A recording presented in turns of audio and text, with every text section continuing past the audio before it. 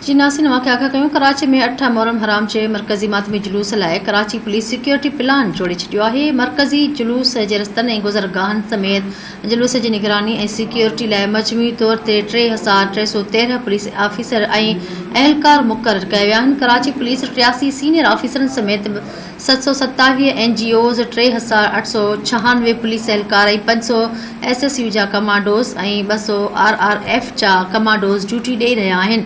SSU जा निशानेबाज़ जुलूस जे गुज़रगाहुनि ते मुक़रर कया विया आहिनि, जिन त तर्जुमान कराची पुलिस जो चवणु आहे त ट्रैफ़िक जी रवानगी ऐं मुतबादिल रस्तनि लाइ 1000 ट्रैफ़िक पुलिस जा जवान मुक़रर कया विया आहिनि। वाक़िया आगाह कयूं पिया। 8 मुहर्रम जे जुलूस में शरीक थींदड़ आज़ादारनि खे मुकमल सिक्योरिटी फ़राहम कई पई वञे।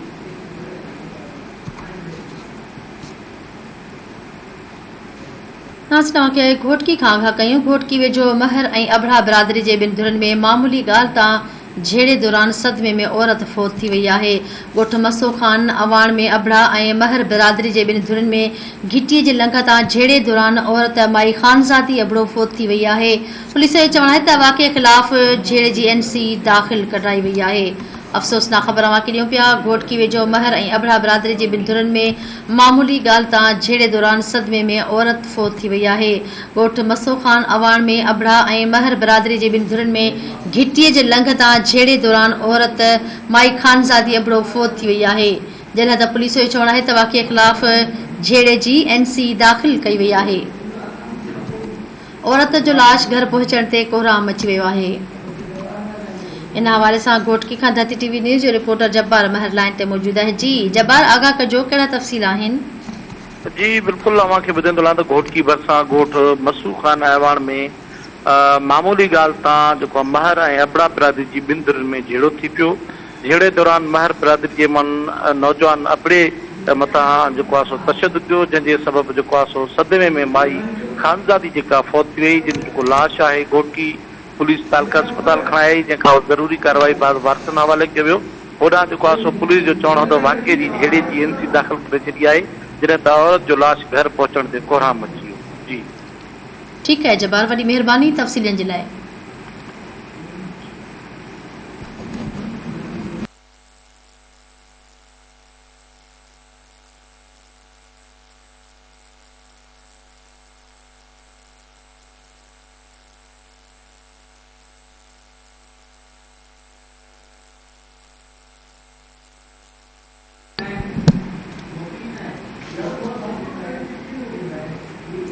नाज़रीन, वाक़िया आगाह कयूं। बदीन वेझो पोरहत जे घर ते पठान बिरादरी जे हथियारबंदनि घर ते हमलो करे औरत खे अगवा करण जी कोशिश कई आहे।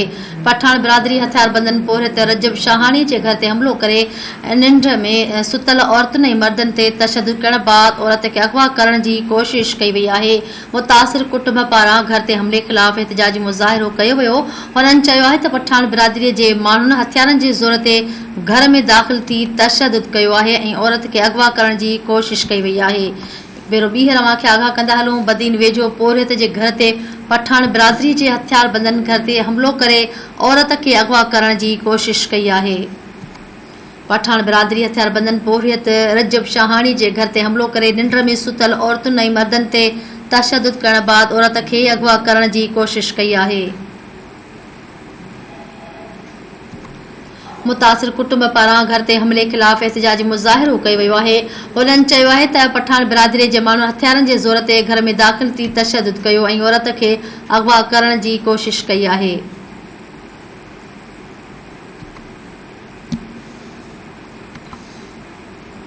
बदीन वेझो पोरहत जे घर ते पठान बिरादरी जे हथियारबंदनि घर ते हमलो करे औरत खे अगवा करण जी कोशिश कई आहे। पठान बिरादरी जे हथियारबंदनि पोरहत रजब शाहानी जे घर ते काह करे निंड में सुतल औरतुनि ऐं मर्दनि ते तशदुद करण बाद औरत खे अगवा करण जी कोशिश कई आहे।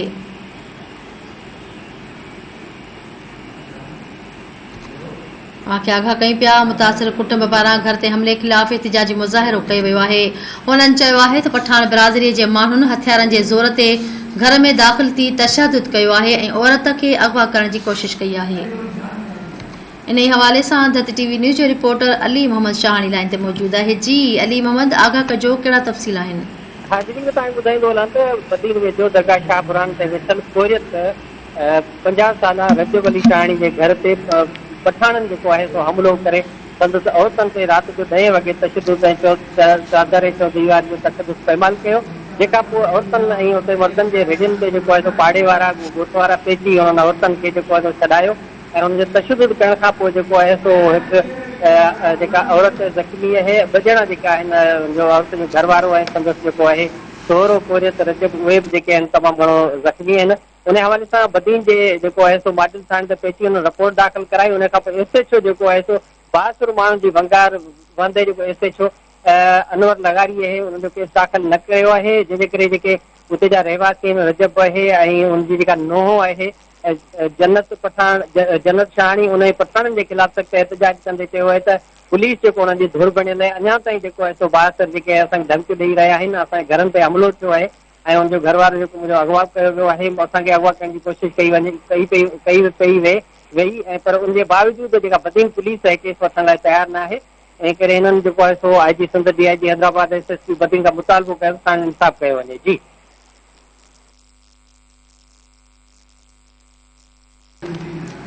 ठीक आहे अली मोहम्मद, वॾी महिरबानी तफ़सील ॾियण जे लाइ।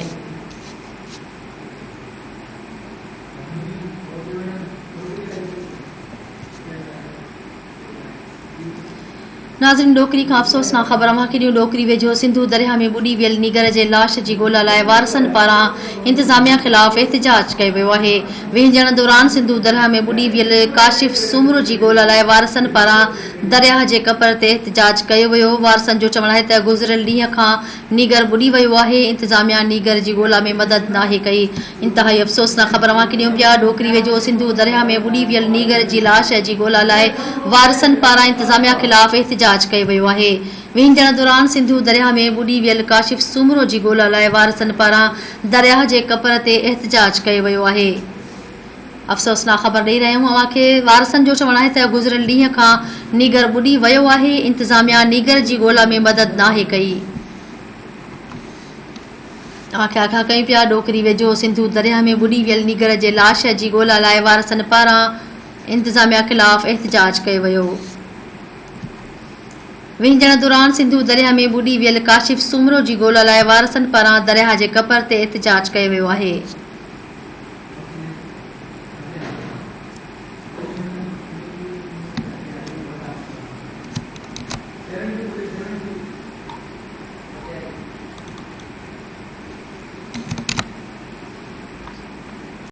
अफ़सोसनाक ख़बर अव्हांखे ॾियूं। रियासती वेझो ट्रॉलर जो मोटरसाइकिल खे टक्कर लॻण सबबि अधरोट फोत थी वियो आहे। 2 ॼणा ज़ख़्मी थी पिया आहिनि। लिंक रोड वटि ट्रॉलर जो मोटरसाइकिल खे टक्कर लॻण जे नतीजे में मोटरसाइकिल सवार 45 वरियनि जो जमील सोलंगी तॾहिं ते ई फोत थी वियो आहे। ज़ख़्मियुनि में नौजवान साजिद सोलंगी ऐं रहमतुल्लाह सोलंगी शामिल आहिनि, जिन खे इस्पताल मुंतक़िल कयो वियो आहे। अफ़सोसनाक ख़बर अव्हांखे ॾेई रहिया आहियूं। रियासती वेझो ट्रॉलर जो मोटरसाइकिल खे टक्कर लॻण सबबि अधरोट शख़्स फोत थी वियो आहे। 2 ॼणा ज़ख़्मी थी पिया आहिनि। लिंक रोड वटि ट्रॉलर जो मोटरसाइकिल खे टक्कर लॻण जे नतीजे में मोटरसाइकिल सवार 45 वरियनि जो जमील सोलंगी तॾहिं ते ई फोत थी वियो आहे, जॾहिं त ज़ख़्मियुनि में नौजवान साजिद सोलंगी ऐं रहमतुल्लाह सोलंगी शामिल आहिनि, जिन खे इस्पताल मुंतक़िल कयो वियो आहे। रियासती वेझो ट्रॉलर जो मोटरसाइकिल खे टक्कर लॻण सबबि अधरोट फोत थी वियो आहे। 2 ॼणा ज़ख़्मी थी पिया आहिनि। लिंक रोड वटि ट्रॉलर जो मोटरसाइकिल खे टक्कर लॻण जे नतीजे में मोटरसाइकिल सवार 45 वरियनि जो जमील सोलंगी तॾहिं ते ई फोत थी वियो आहे।